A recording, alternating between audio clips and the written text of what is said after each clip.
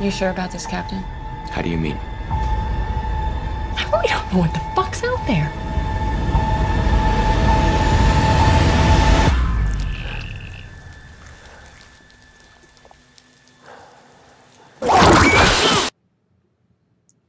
What's up, guys, and welcome to my channel, and I will be reviewing Alien Covenant.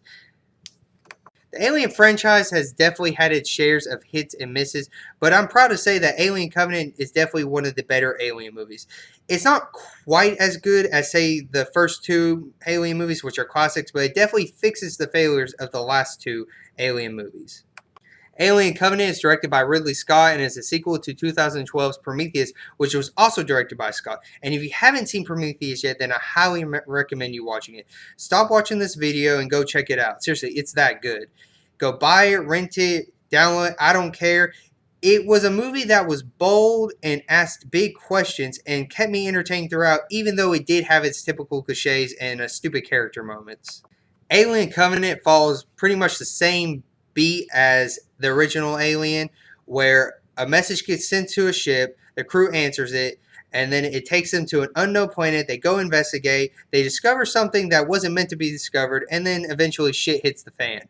And boy, does it hit hard. First off, I just have to throw out there, this movie is absolutely stunning. I got to watch it in IMAX, and I was completely in awestruck throughout the whole movie. The cinematography is absolutely amazing.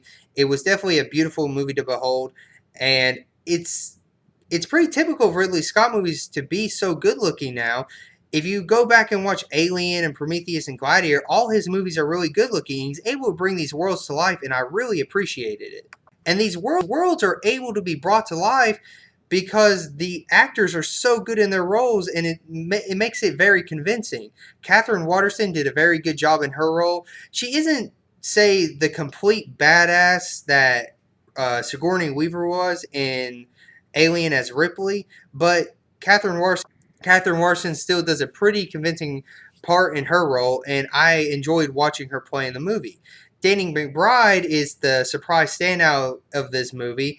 He's able to take his comedic self and give us a serious role, and he's pretty awesome in it. And I love it when actors come out of their comfort zones from different movies and then give us these roles that they've never done before. And Danny McBride definitely, he did pretty good in this one. But probably the biggest standout performance in this movie was Michael Fassbender's character, Walter and David. Any movie I've ever seen Michael Fassbender in has always been absolutely amazing. I love Michael Fassbender. He does a really good job, and this role was absolutely mesmerizing. He did a very good job, and it was crazy to think, because as I was watching this, between all the action scenes and the madness going on, it was the quiet moments between him and a certain character that I found way more intriguing than what was actually going on throughout the rest of the movie. Now, it may sound like I'm geeking out of this movie, and yes, I really did enjoy the movie, but is the movie perfect? No, it's not. It still suffers from stupid character moments. Say a character getting their face up close to something and you're like, holy shit, what the fuck are you doing? Don't do that. That's so stupid. And then it suffers from typical horror cliches where, say, a character, decides to go take a smoke break and then walks off and then they get brutally picked off. And when I'm saying that they get brutally picked off, I'm saying that it's pretty violent. This movie definitely earned its R rating. This movie has tons of blood and gore in it, and it's definitely one of Ridley Scott's darker movies. And in terms of an alien movie, it's definitely probably the darkest alien movie I've seen. There's one scene between a character that it didn't really have the same impact as, say, the chestburster scene from the original Alien, but there's enough body horror here that it was pretty gruesome and nearly had me squirming in my seat. Probably my biggest problem with the movie was the third act. You see, the first act feels like just a typical alien movie. Like they get the message, they go to the planet, they discover something, and then boom, bada bang, aliens start to show up, and then everyone starts to die. And there were a couple scenes within the first act that I really enjoyed.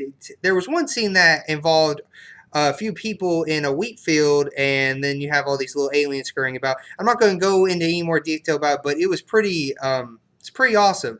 And then the second act, this act kind of went more into the way Prometheus did it, where you take these big questions and then you finally get these answers about certain things.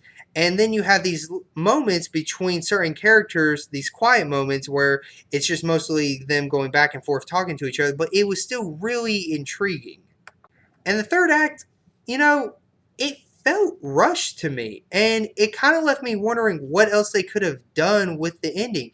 I'm not saying the very ending was pretty enjoyable, and it's got me excited to see where Ridley Scott is going to go next with his next Alien movie. But the third act as a whole was pretty. It was a letdown, and I kind of wish they would have found some way to make it more satisfying.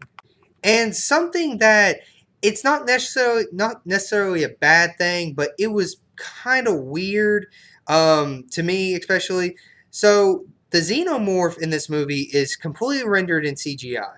Not saying it looks bad or anything. It actually looked pretty damn good. It's just that when you see it run, it just looks kind of weird because in the original Alien movies, we never really saw the xenomorph run around and act quickly and stuff like that because it was usually a guy in a costume or a puppeteer controlling a puppet, and the movement wasn't really all fluid and stuff like that. And usually they kept the xenomorph in the originals mostly in the shadows, where in this one the xenomorph is pretty much in sunlight in some scenes, and it was just weird. I mean, not saying it looked bad at all. It was still pretty kick-ass, but it was just different to me. So overall, I'd have to say that Alien Covenant was definitely a blast. I really enjoyed this movie. I recommend watching it in IMAX, definitely. I had a lot of fun with the movie. Yeah, it suffered from typical cliches and stupid character moments and a weak third act, but I enjoyed the rest of it enough to where I'm probably definitely going to go check it out again, hopefully maybe tomorrow night.